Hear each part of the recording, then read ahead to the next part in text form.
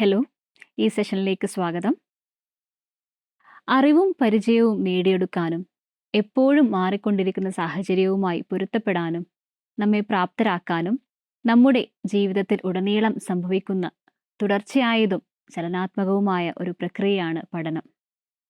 ഈ സെഷനിൽ നമ്മൾ പഠനത്തിൻ്റെ ഉള്ളടക്കത്തിലേക്കിറങ്ങി അതിൻ്റെ അടിസ്ഥാന ഘടകങ്ങളായി വിഭജിച്ച് അതിൻ്റെ തത്വങ്ങളും അതിന് ഇന്ധനം നൽകുന്ന പ്രചോദനങ്ങൾ, അതിനെ സ്വാധീനിക്കുന്ന ഘടകങ്ങൾ നാം പഠിക്കുന്നു. ലക്ഷ്യങ്ങൾ. ഈ സെഷന്റെ അവസാനം നിങ്ങൾക്ക് ഇനി പറയുന്നവ ചെയ്യാനാകും. ലേണിംഗ് എന്താണെന്ന് നിർവചിക്കുക. ലേണിംഗിന്റെ അടിസ്ഥാന തത്വങ്ങളെ തരംതിരിക്കുക. ട്രെയിനികളെ എങ്ങനെ മോട്ടിവേറ്റ് ചെയ്യാമെന്ന് വിശദീകരിക്കുക. ലേണിംഗ് നടപടികളെ ബാധിക്കുന്ന ഘടകങ്ങൾ പട്ടികപ്പെടുത്തുക. എന്താണ് ലേണിംഗ് അഥവാ പഠനം? അറിവും കഴിവുകളും നേടിയെടുക്കാൻ നമുക്ക് സഹായകമാകുന്ന തരത്തിൽ നമ്മുടെ ജീവിതത്തിലുടനീളം സംഭവിച്ചിട്ടുള്ളതോ അഥവാ സംഭവിച്ചുകൊണ്ടിരിക്കുന്നതോ ആയ ഒരു സജീവ പ്രക്രിയയാണ് പഠനം. പഠനം എല്ലാവർക്കും ഒരേ തരത്തിൽ ഒരേ രീതിയിൽ അനുയോജ്യമാകുന്ന ഒരു പ്രക്രിയയല്ല. അത് വ്യക്തിഗതമായ ഒന്നാണ്. ഇതിൽ പുതിയ വിവരങ്ങൾ നേടുന്നതോ ഇനി പറയുന്നവയുടെ പരിഷ്കരണമോ ഉൾപ്പെടുന്നു. നിലവിലുള്ള അറിവ്, പെരുമാറ്റങ്ങൾ, കഴിവുകൾ, മൂല്യങ്ങൾ, മുൻഗണനകൾ. വ്യക്തികളിൽ ഇത്തരത്തിലുണ്ടാകുന്ന മാറ്റങ്ങൾ എപ്പോഴും ആനുപാതികമായോ അല്ലെങ്കിൽ ഏതെങ്കിലും വസ്തുതകളുടെ നേരിട്ടുള്ള ഫലമായോ സംഭവിക്കുന്നതല്ല. വൈജ്ഞാനിക പ്രക്രിയകൾ, പെരുമാറ്റത്തിലുള്ള മാറ്റങ്ങൾ, സാമൂഹിക സാംസ്കാരിക സ്വാധീനങ്ങൾ എന്നിവയുൾപ്പെടെ വിവിധ സംവിധാനങ്ങളിലൂടെയാണ് ഇത് സംഭവിക്കുന്നത്.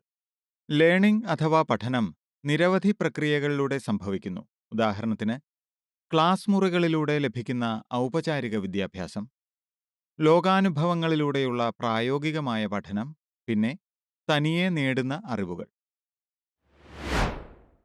പ്രധാനപ്പെട്ട ലേണിംഗ് തത്വങ്ങൾ. ലേണിംഗ് തത്വങ്ങൾ പ്രധാനമായും 10 എണ്ണമാണുള്ളത്. അവ സംവേദനങ്ങളിലൂടെയുള്ള പഠനം, പ്രായോഗിക പഠനം, മുൻകാല അനുഭവത്തിന്റെ അടിസ്ഥാനത്തിൽ വളർത്തിയെടുക്കുന്നത്, ഒരു പ്രചോദകൻ എന്ന നിലയിലുള്ള താൽപ്പര്യം, ഒരു പ്രചോദകൻ എന്ന നിലയിലുള്ള ആദ്യഘട്ട വിജയം, ലക്ഷ്യബോധമുള്ള അറിവ്, ഉടനടിയുള്ള പ്രയോഗക്ഷമത, പഠനത്തിലെ വൈവിധ്യം, പ്രചോദനം, താൽപ്പര്യം നിലനിർത്തൽ എന്നിവയാണ്. ഇവ ഓരോന്നും വിശദമായി നോക്കാം. സംവേദനങ്ങളിലൂടെയുള്ള പഠനം. നമ്മുടെ ഇന്ദ്രിയങ്ങൾക്ക് നമുക്ക് ചുറ്റുമുള്ള ലോകവുമായി എങ്ങനെ ഇടപഴകുന്നു എന്ന വസ്തുതയിൽ വേരൂന്നിയുള്ളതാണ് സംവേദനത്തിലൂടെയുള്ള പഠനം. അതായത്, ഒരു ശാസ്ത്രപരീക്ഷണമായാലും അല്ലെങ്കിൽ കലാസൃഷ്ടിയായാലും ഇന്ദ്രിയങ്ങളെ ഉത്തേജിപ്പിക്കുന്ന തരത്തിലുള്ള ഒരു അന്തരീക്ഷം അധ്യാപകർ സൃഷ്ടിച്ചെടുക്കണം. ഇന്ദ്രിയങ്ങൾക്ക് കൂടുതൽ സംവേദ്യമായുള്ള പഠനം കൂടുതൽ ആസ്വാദ്യകരമാകുക മാത്രമല്ല, ഓർമ്മശക്തി നിലനിർത്താനും മെച്ചപ്പെടുത്താനും സഹായകമാണ്. പ്രായോഗിക പഠനം. സജീവ പഠനം ഇൻസ്ട്രക്ടർമാരുടെ ശക്തമായ ടൂളുകളിൽ ഒന്നാണ്. പ്രോബ്ലം സോൾവിംഗ്, ചർച്ചകൾ അല്ലെങ്കിൽ ഹാൻഡ്സ് ഓൺ ആക്ടിവിറ്റികളിൽ സജീവമായി പങ്കെടുക്കുന്ന പഠിതാക്കൾ വിവരങ്ങൾ പെട്ടെന്ന് മനസ്സിലാക്കാനും അവ നിലനിർത്താനുമുള്ള സാധ്യത കൂടുതലാണ്. മുൻകാല അനുഭവത്തിന്റെ അടിസ്ഥാനത്തിൽ വളർത്തിയെടുക്കുന്നത്. നിലവിലുള്ള അറിവുമായി ബന്ധിപ്പിക്കാൻ കഴിയുമ്പോൾ പുതിയ വിവരങ്ങൾ നന്നായി മനസ്സിലാക്കാനും ഓർമ്മിക്കാനും സാധിക്കുന്നു. ഇത്തരത്തിൽ എങ്ങനെ ബന്ധിപ്പിക്കാം എന്ന് മനസ്സിലാക്കാൻ ഇൻസ്ട്രക്ടർമാർ ലേണേഴ്സിനെ പ്രോത്സാഹിപ്പിക്കണം. ഒരു പ്രചോദകൻ എന്ന നിലയിലുള്ള താൽപ്പര്യം. താൽപ്പര്യമാണ് പ്രചോദനത്തിന്റെ അടിസ്ഥാനം. പഠിക്കുന്ന വിഷയത്തെ പഠിതാക്കളുടെ ജീവിതത്തിനോട് ബന്ധപ്പെടുത്തുന്നതും കൂടുതൽ ആകർഷകവുമായി മാറ്റേണ്ടത് ഇൻസ്ട്രക്ടറുടെ ഉത്തരവാദിത്വമാണ്. തങ്ങൾ പഠിക്കുന്ന കാര്യങ്ങളുടെ റിയൽ വേൾഡ് ആപ്ലിക്കേഷനുകളും പ്രത്യാഘാതങ്ങളും പഠിതാക്കൾ കാണുമ്പോൾ അവർ ഈ പ്രക്രിയയിൽ കൂടുതൽ ആകൃഷ്ടരാകുന്നു. ഒരു പ്രചോദകൻ എന്ന നിലയിൽ ആദ്യഘട്ട വിജയം. ആദ്യഘട്ട വിജയം ആത്മവിശ്വാസവും ലക്ഷ്യബോധവും വളർത്തുന്നു. പഠിതാക്കൾ കൂടുതൽ സങ്കീർണമായ വെല്ലുവിളികൾ നേരിടുന്നതിനു മുമ്പ് ചെറിയ ചെറിയ വിജയങ്ങൾ അനുഭവിക്കത്തക്ക വിധത്തിൽ ഇൻസ്ട്രക്ടർമാർ പഠനപ്രക്രിയയെ സ്കഫോൾഡ് ചെയ്യണം. ഇത് ഒരു സകാരാത്മക പഠന സഞ്ചാരപഥം സൃഷ്ടിക്കുന്നു. ലക്ഷ്യബോധമുള്ള അറിവ്. ഒരാൾ പഠിക്കുന്നതിന്റെ പിന്നിലെ ഉദ്ദേശം മനസ്സിലാക്കുന്നത് ഫലപ്രദമായ ലേണിംഗ് നടക്കുന്നതിനുള്ള നിർണായക ഘട്ടമാണ്. ഇൻസ്ട്രക്ടർമാർ ഒരു വിഷയത്തെ സംബന്ധിച്ചുള്ള എന്ത്, എങ്ങനെ എന്നിവ മാത്രമല്ല, എന്തുകൊണ്ട് എന്നതും പഠിക്കുന്നവരിൽ എത്തിക്കാൻ ശ്രമിക്കണം.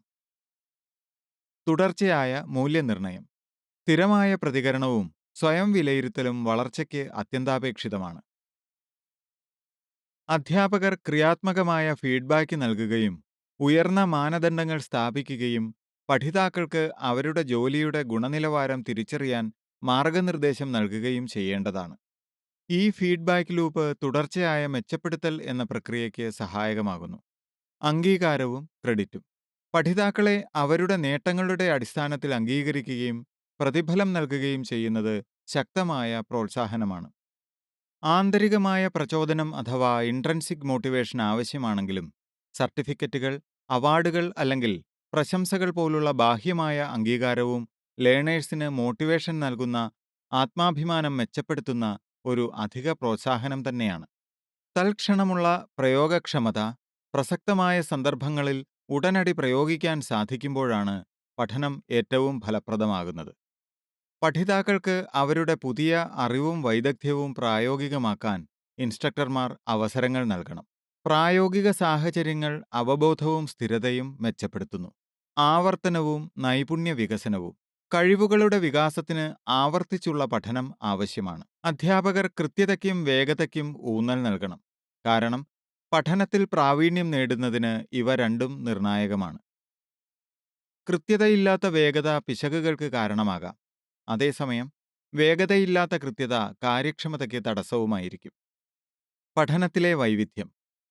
പഠിതാക്കളിലെ വൈവിധ്യത്തെ തിരിച്ചറിയുകയും ഉൾക്കൊള്ളുകയും ചെയ്യേണ്ടത് അത്യാവശ്യമാണ്. പഠിക്കുന്ന വ്യക്തികളിൽ തന്നെ വ്യത്യസ്തമായ പഠനശൈലികളും മുൻഗണനകളും വേഗതയും ഉള്ളവരുണ്ടാകാം. എല്ലാ പഠിതാക്കൾക്കും വിജയിക്കാനുള്ള അവസരമുണ്ടെന്ന് ഉറപ്പാക്കിക്കൊണ്ട് ഈ വൈവിധ്യത്തെ ഉൾക്കൊള്ളാൻ ഇൻസ്ട്രക്ടർമാർക്ക് വിവിധ അധ്യാപന തന്ത്രങ്ങൾ പ്രയോഗിക്കാൻ സാധിക്കണം. പ്രചോദനം. പഠനരംഗത്തെ ബഹുമുഖ ആശയമാണ് പ്രചോദനം അഥവാ മോട്ടിവേഷൻ. പ്രചോദനം ആന്തരികം അഥവാ ഇൻട്രിൻസിക് ആകുന്നത് പഠിതാക്കൾ അവരുടെ താൽപ്പര്യത്താലും ജിജ്ഞാസയാലും സ്വയം പ്രചോദിപ്പിക്കപ്പെടുമ്പോഴാണ്. ബാഹ്യമായ രീതിയിൽ പ്രതിഫലം, അംഗീകാരം അല്ലെങ്കിൽ അനുകൂലമായ പഠനാന്തരീക്ഷം എന്നിവ പോലുള്ള ഘടകങ്ങൾ പ്രചോദനത്തിന് കാരണമാകുമ്പോൾ അതിനെ എക്സ്ട്രിൻസിക് അഥവാ ബാഹ്യപ്രചോദനം എന്ന് സൂചിപ്പിക്കാം. ഇൻസ്ട്രക്ടർമാർ തങ്ങളുടെ പ്രചോദനത്തിനായുള്ള സമീപനങ്ങൾ വ്യക്തിഗത പഠിതാക്കൾക്ക് അനുയോജ്യമായ രീതിയിലേക്ക് മാറ്റണം. താൽപ്പര്യം നിലനിർത്തൽ.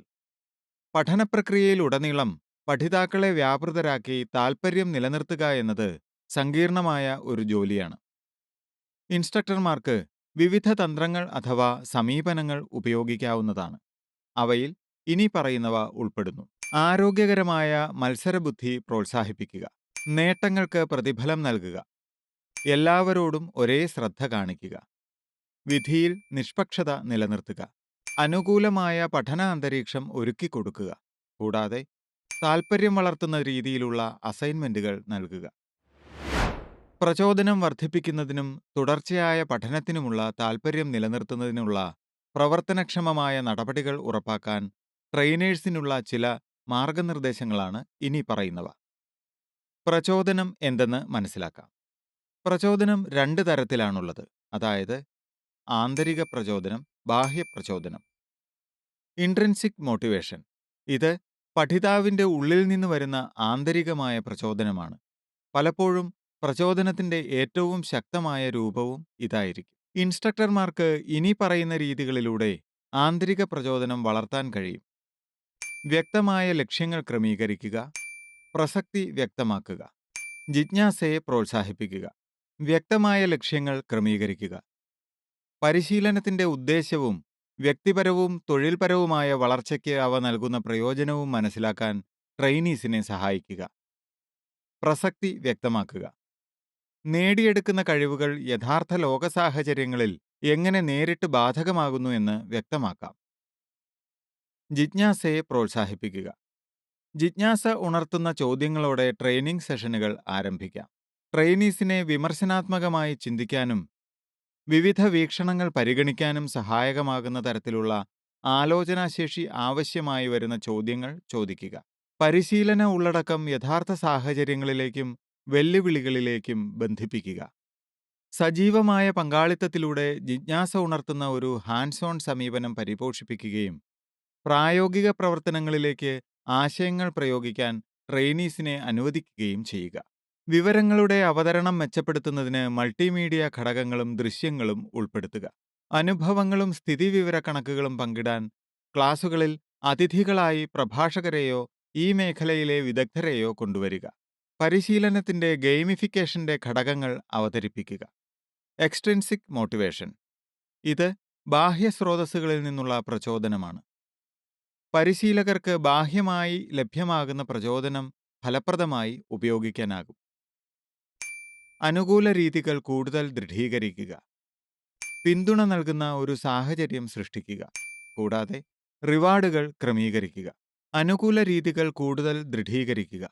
കൈവരിച്ച നേട്ടങ്ങൾക്കും നാഴികക്കല്ലുകൾക്കും പ്രശംസയും അംഗീകാരവും വാഗ്ദാനം ചെയ്യുക. പിന്തുണ നൽകുന്ന ഒരു സാഹചര്യം സൃഷ്ടിക്കുക. ട്രെയിനീസിന് വിജയം നേടാൻ ആവശ്യമായ വിഭവങ്ങളും ഉപകരണങ്ങളും ഉണ്ടെന്ന് ഉറപ്പാക്കുക. റിവാർഡുകൾ ക്രമീകരിക്കുക. പ്രോഗ്രാം വിജയകരമായി പൂർത്തീകരിക്കുമ്പോൾ സർട്ടിഫിക്കറ്റുകൾ, ചെറിയ പ്രോത്സാഹന സമ്മാനങ്ങൾ അല്ലെങ്കിൽ ജോലി അവസരങ്ങൾ എന്നിവ പോലുള്ള വ്യക്തമായ റിവാർഡുകൾ നൽകുന്നത് പരിഗണിക്കുക. തുടർച്ചയായി പഠനത്തിനുള്ള താൽപ്പര്യം നിലനിർത്തൽ. ഇതിൽ ഉൾപ്പെടുന്നത് താൽപ്പര്യം സൃഷ്ടിക്കൽ കൂടാതെ താൽപ്പര്യം നിലനിർത്തൽ എന്നിവയാണ്. പഠനത്തിൽ താൽപ്പര്യം സൃഷ്ടിക്കൽ. പഠനത്തിന്റെ ആരംഭത്തിൽ തന്നെ ജിജ്ഞാസയും ഉത്സാഹവും സൃഷ്ടിക്കേണ്ടത് അത്യാവശ്യമാണ്. ഇനി പറയുന്ന മാർഗങ്ങളിലൂടെ ഇത് ചെയ്യാൻ കഴിയും. യഥാർത്ഥ സാഹചര്യങ്ങളിലെ വെല്ലുവിളികൾ അവതരിപ്പിക്കുക. പരിശീലനാർത്ഥികൾക്ക് അവർ പഠിക്കുന്ന കഴിവുകൾ ഉപയോഗിച്ച് പരിഹരിക്കാൻ കഴിയുന്ന പ്രായോഗികവും പ്രസക്തവുമായ പ്രശ്നങ്ങൾ നൽകുക. Interactive learning. പഠനപ്രക്രിയയിൽ താൽപ്പര്യം നിലനിർത്താൻ മൾട്ടിമീഡിയ, ഗ്രൂപ്പ് ചർച്ചകൾ, ഹാൻഡ് ഓൺ പ്രവർത്തനങ്ങൾ എന്നിവ ഉപയോഗിക്കുക. കഥ പറച്ചിൽ. തൊഴിലധിഷ്ഠിത വിദ്യാഭ്യാസത്തിലൂടെ കരിയറിൽ മികവ് തെളിയിച്ച വ്യക്തികളുടെ വിജയഗാഥകൾ പങ്കുവയ്ക്കുക. താൽപ്പര്യം നിലനിർത്തൽ. തുടക്കത്തിൽ ലഭിക്കുന്ന മോട്ടിവേഷന് ശേഷം ഇൻസ്ട്രക്ടർമാർക്ക് ട്രെയിനീസിനെ ഇനി പറയുന്ന പ്രവർത്തനങ്ങളിലും ഉൾപ്പെടുത്താം. പ്രോത്സാഹജനകമായ മത്സരം. പഠിതാക്കൾക്കിടയിലുള്ള സഹകരണത്തിനും പിന്തുണയ്ക്കും ഹാനികരമല്ലാത്തിടത്തോളം ആരോഗ്യകരമായ മത്സരം ഏർപ്പെടുത്തുന്നത് ട്രെയിനീസിനെ അവരുടെ പരിധികൾ മറികടക്കാൻ പ്രചോദിപ്പിക്കുന്നു. മികവ് പ്രതിഫലദായകമായി പരിഗണിക്കുക. വിജയത്തെക്കുറിച്ച് അവബോധം സൃഷ്ടിക്കുന്നതിന് മാതൃകാപരമായ പ്രവൃത്തിയെ അംഗീകരിക്കുകയും പ്രശംസിക്കുകയും ചെയ്യുക. തുല്യതയും നീതിയുക്തതയും. എല്ലാ ട്രെയിനികളോടും അവരുടെ പശ്ചാത്തലമോ പ്രാരംഭ നൈപുണ്യനിലയോ പരിഗണിക്കാതെ തുല്യമായും നീതിയുക്തമായും പെരുമാറുക. Constructive feedback. ട്രെയിനീസിന് അവരുടെ പഠനയാത്രയിൽ മാർഗനിർദ്ദേശം നൽകുന്നതിന് ക്രമവും നിർദ്ദിഷ്ടവും ക്രിയാത്മകവുമായ ഫീഡ്ബാക്ക് നൽകുക. യോജിച്ച പ്രവർത്തനാന്തരീക്ഷം. പഠനാന്തരീക്ഷം സുഖകരവും സുസജ്ജവും ശ്രദ്ധ വ്യതിചലിക്കുന്നതിനായുള്ള അനാവശ്യമായ വസ്തുക്കൾ ഇല്ലാത്തതുമാണെന്ന് ഉറപ്പാക്കുക. സജീവമായ പങ്കാളിത്തം. ആർജിച്ച കഴിവുകൾ പ്രകടിപ്പിക്കാനും അവ പ്രായോഗികമായി പഠിതാക്കൾക്ക് ഉപയോഗിക്കാൻ സാധിക്കുന്നതുമായ അസൈൻമെന്റുകൾ തയ്യാറാക്കുക. പ്രായോഗികമായ പ്രവർത്തനങ്ങൾ, ഗ്രൂപ്പ് പ്രോജക്റ്റുകൾ, ചർച്ചകൾ എന്നിവയിൽ മുഴുവൻ ക്ലാസിനെയും ഉൾപ്പെടുത്തുക. ബന്ധങ്ങൾ സൃഷ്ടിക്കുക. വിശ്വാസവും ആശയവിനിമയവും. ട്രെയിനീസിന് മടിയില്ലാതെ സമീപിക്കാവുന്ന, സഹാനുഭൂതിയുള്ള, അവരുടെ ആശങ്കകളോട് പ്രതികരിക്കുന്ന രീതിയിലുള്ള ശക്തമായ ബന്ധം സ്ഥാപിക്കുക. വ്യക്തിഗത പഠനമാർഗങ്ങൾ. വൈവിധ്യമാർന്ന പഠനരീതികൾ മനസ്സിലാക്കുക. വ്യത്യസ്ത ട്രെയിനീസിന് പഠനത്തെ സംബന്ധിച്ച് പ്രത്യേക മുൻഗണനകൾ ഉണ്ടായിരിക്കാം. ഈ വ്യത്യാസങ്ങൾ ഉൾക്കൊള്ളുന്ന തരത്തിൽ വിഷ്വൽ, ഓഡിറ്ററി അല്ലെങ്കിൽ കൈനസ്തെറ്റിക്സ് പോലുള്ള പഠനശൈലികൾ നിങ്ങളുടെ ടീച്ചിംഗ് രീതികളിൽ കൊണ്ടുവരിക. നിരീക്ഷണ പുരോഗതി. പുരോഗതി ട്രാക്ക് ചെയ്യുക. ട്രെയിനീസിന്റെ പുരോഗതി പതിവായി വിലയിരുത്തുകയും ആശയവിനിമയം നടത്തുകയും ചെയ്യുക. തുടർച്ചയായ പുരോഗതി. കാലത്തിനനുസരിച്ച് അപ്ഡേറ്റ് ചെയ്യുകയും ചെയ്യുക. വ്യവസായ ട്രെൻഡുകൾക്കൊപ്പം തുടരുക. പരിശീലന പരിപാടി പ്രസക്തവും ഫലപ്രദവുമായി നിലനിർത്തുന്നതിന് ആവശ്യമായ രീതിയിൽ ക്രമീകരിക്കുക. ലേണിംഗ് പ്രക്രിയയെ ബാധിക്കുന്ന ഘടകങ്ങൾ. ഇനി പറയുന്നവ ലേണിംഗ് പ്രക്രിയയെ ബാധിക്കുന്ന ഘടകങ്ങളാണ്. സന്നദ്ധത അല്ലെങ്കിൽ തയ്യാറെടുപ്പ്, താൽപ്പര്യം, ബുദ്ധിശക്തി, പ്രചോദനം, മനോഭാവം, വികാരങ്ങൾ, നിരാശ, അഭിരുചി, കൂടാതെ വ്യക്തിഗതമായ വ്യത്യാസങ്ങൾ. സന്നദ്ധത അല്ലെങ്കിൽ തയ്യാറെടുപ്പ്. പഠന മെറ്റീരിയലുമായി സജീവമായി ഇടപെടാൻ പഠിതാക്കൾ മാനസികമായും വൈകാരികമായും തയ്യാറാകേണ്ടതുണ്ട്. അവർക്ക് പഠിക്കാൻ തോന്നുന്നതും ആകാംക്ഷയുണർത്തുന്നതുമായ ഒരു അന്തരീക്ഷം സൃഷ്ടിക്കുന്നതിനെക്കുറിച്ചാണ് ഇത് പ്രതിപാദിക്കുന്നത്. ബാഹ്യമായ പഠനാന്തരീക്ഷം സുഖകരവും ഏകാഗ്രത നേടാൻ സഹായിക്കുന്നതുമാണെന്ന് ഉറപ്പാക്കുക.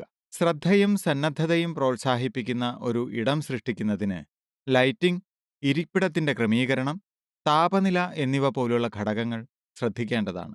പഠിതാക്കൾക്കിടയിൽ ഒരു സൗഹൃദബോധം സൃഷ്ടിക്കാൻ ഐസ് ബ്രേക്കറുകളും ടീം ബിൽഡിംഗ് പ്രവർത്തനങ്ങളും ഉപയോഗപ്പെടുത്താം. താൽപ്പര്യം: പഠിക്കുന്ന വ്യക്തികൾക്ക് ഒരു വിഷയത്തിൽ താൽപ്പര്യമുണ്ടെങ്കിൽ അത് സംബന്ധിക്കുന്ന വസ്തുതകളുമായി ഇടപഴകാനും വിവരങ്ങൾ ശേഖരിക്കാനും അവർ കൂടുതലായി ശ്രമിച്ചേക്കാം. ഇൻസ്ട്രക്ടർമാർ അവരുടെ പാഠഭാഗങ്ങൾ ആകർഷകവും പ്രസക്തവുമാക്കാൻ ശ്രമിക്കണം. ബുദ്ധിശക്തി: പഠിക്കുന്ന ഓരോ വ്യക്തികൾക്കും വസ്തുതകൾ മനസ്സിലാക്കാനും പ്രശ്നങ്ങൾ പരിഹരിക്കാനും സവിശേഷമായ രീതിയിലുള്ള കഴിവുകളായിരിക്കും ഉണ്ടായിരിക്കുക. ഈ വ്യക്തിഗത വ്യത്യാസങ്ങൾ തിരിച്ചറിയുന്നത് ഇൻസ്ട്രക്ടർമാർക്ക് തങ്ങളുടെ അധ്യാപന രീതികൾ ക്രമീകരിക്കാൻ സഹായിക്കും. പ്രചോദനം: പഠിതാക്കളെ പഠനത്തിൽ മുഴുകുന്നവരാക്കി നിർത്തുന്ന പ്രേരണയെയാണ് പ്രചോദനം എന്നതിലൂടെ ഉദ്ദേശിക്കുന്നത്. പഠിതാക്കൾക്ക് തങ്ങളുടെ പ്രവർത്തനങ്ങളും നേട്ടങ്ങളും തമ്മിൽ വ്യക്തമായൊരു ബന്ധം കണ്ടെത്താൻ സാധിക്കുമ്പോൾ അവർക്ക് പഠിക്കാൻ കൂടുതൽ മോട്ടിവേഷൻ ലഭിക്കുന്നതാണ്. നേട്ടങ്ങൾക്ക് അർത്ഥവത്തായ പ്രോത്സാഹനങ്ങൾ നൽകുക.